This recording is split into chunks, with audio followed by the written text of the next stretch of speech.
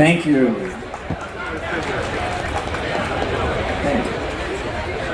And now, ladies and gentlemen, we invite you to raise your glass with us and join us in a toast.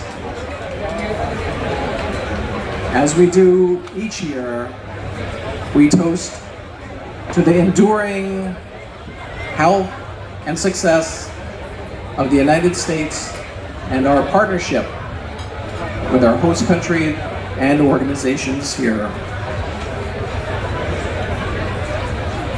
Ladies and gentlemen, to the United States of America on the 247th anniversary of its independence, Happy Independence Day!